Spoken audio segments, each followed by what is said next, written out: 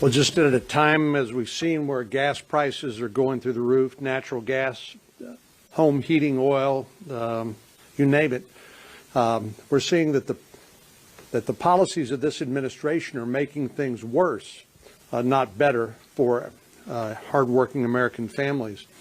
And then we're told that President Biden will be flying to Glasgow, Scotland, for a climate change conference, presumably to make more promises about how he's going to further restrict domestic production of fossil fuels here in the United States.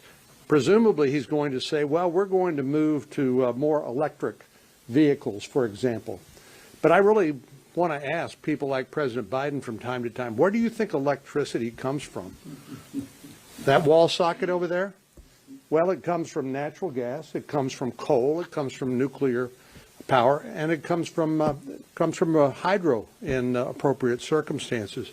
But they are doing nothing to increase our independence when it comes to being able to produce our own energy here in America. In fact, they are making it harder.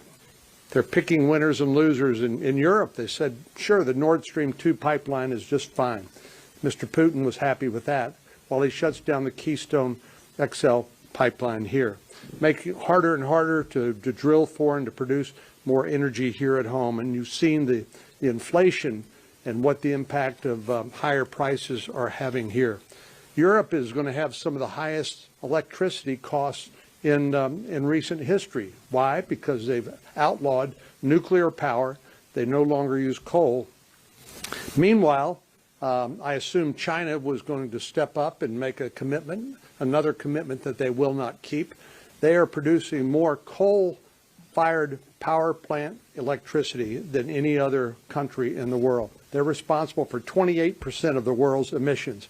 And of course, if there are emissions being produced in China, it's a global phenomenon.